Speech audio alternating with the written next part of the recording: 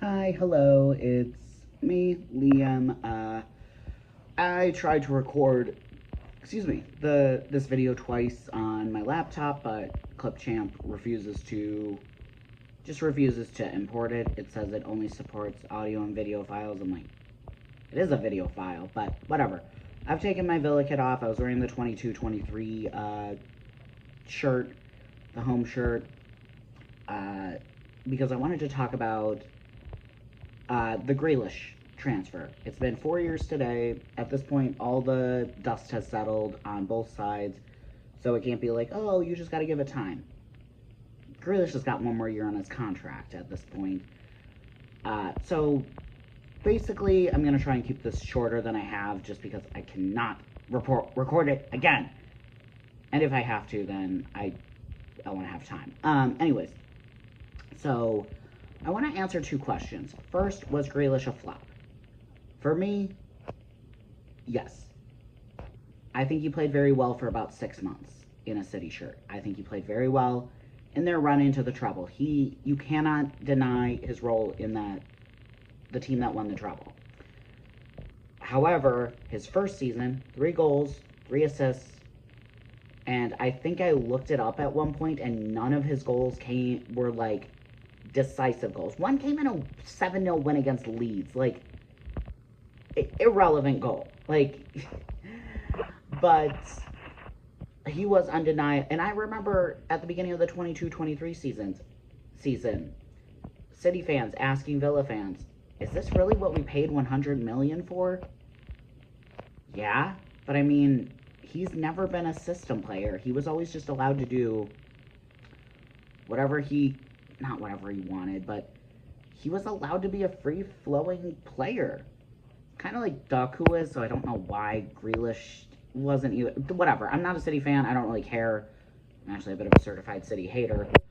But yeah, for me, for the money he cost and what he's put out, flop. And the money he's being paid, a piggish £300,000 a week to not mostly sit on the bench, not get picked, not go to the Club World Cup. I mean, if he wants to see out that contract, I wouldn't blame him. But I think he might think he has a shot at the World Cup. I'm not sure. I think that there are better options. I also do not think that he was entitled to the Euro. Euros 2024. I don't know why people were acting so sad for him. Yeah, he was injured a lot, but when he did play, he wasn't great. So I don't know what that was all about. But the good thing is, he got Villa £100 million. Now the question becomes, did Villa spend the money well? The answer, I think, is no. Because we're perpetually up against the wall for PSR, FFP, because Danny Ings stayed for 18 months. And listen, I liked Danny Ings a lot, but he clearly was past his best. Ollie Watkins has been Mr. Reliable for us, extremely durable. And Ings is perpetually injured. And he was on fat wages, too. That's the other thing. Bailey is the one that is kind of the most controversial. Has he been a flop? Probably. He had a good season, 23-24. He was outstanding. Got us Champions League. No question there. Last season, he flopped. And I think that it really hurts him when he flops. I think he's one of those confidence players. He needs to feel loved and confident. And to be fair, this season he's looked better. Preseason so far, he's opened up space for his teammates. So hopefully he's getting that confidence back, because we need depth on the right wing, the right side. And I'm not talking about Matty Cash. I can't get into that or I'll start yelling. But, you know, sometimes it was like we were playing with 10 men in the 22-23 season and even last season on the right. When Bailey's not confident, he's just not a factor, and it's really disappointing. Now the most interesting, well, Bailey was the most interesting one. Buendia, I think that unfortunately the club just surpassed where he was at really fast, and I feel really bad because he missed the entire 23-24 season due to an ACL injury, and he looked really sharp in preseason.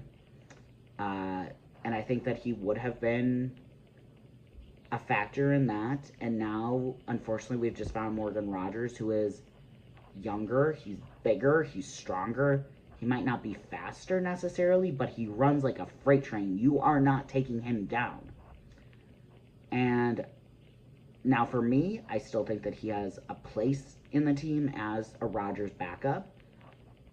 But if someone came in with even a £10 million bid, I don't know that we're exactly in a position to turn that down. Maybe we negotiate him up to like 12 million, but that for me would be a perfectly fine price. Just get some profits on the book, because I think that every year, unless we are consistently back in Champions League, is going to be a fight for FFP. And who do I blame that on? Because, you know, the three players that I just mentioned, they were the ones brought in to kind of replace Grealish, which I, even at the time, being a new fan, not really understanding how the sport, how the finances worked, thought that was weird, because I'm like, well, they can't all get on the pitch at the same time, so I thought that was a weird decision. But then we've made terrible decisions since then under Gerrard. Luka Dean was brought in, and he's been very good. Spending all that money on Coutinho and his fat wages. Bringing in Diego Carlos, who had his moments, and, you know, first season he was mostly injured, and that's no one's fault. Leander Dendoncker is the one that I still, and he's on some pretty big wages considering, like, how mediocre he is. And now it's just basically about seeing out his contract, because people will say, like, oh, we need to move on, like, Dendoncker and blah, blah, blah. But, like, there needs to be a bid first. And I think that a lot of clubs know he's surplus to requirement. So, and everyone's got their own business issues going on with FFP, PSR. So, if they know Villa are desperate to sell, why would they take it? Yeah. So yeah, I think that the money was not spent well, and now we are hamstrung. I would like to make a video fully pulling the thread on kind of tongue-in-cheek how Champions League was missed. There's a lot of small decisions that went into it, but basically I'm looking to blame Gerrard because, well, Christian Purslow. But I'll save that for another topic. I also would like to... There was another video. Oh, a video on why I'm not concerned about Villa's lack of transfer activity. That's another video. I just wanted to come on and kind of reflect on the Grealish transfer from both sides. Well, as a Villa fan, but looking at if he was worth the money to City, I don't know. I mean, I know that, again, he won the treble. He was heavily involved. But there were a lot of other players involved in that too. Like Erling Haaland. I think he may have had a little something to do with it. So, do I think either club made the best decision there? Well, City and buying Grealish, and Villa and what they did with the money? Frankly, no. Yeah, I just wanted to kind of reflect on it 4 years later because, again, the dust has settled. There's no hiding behind lack of time. So that's all I wanted to say. Thanks for watching, and up the Villa.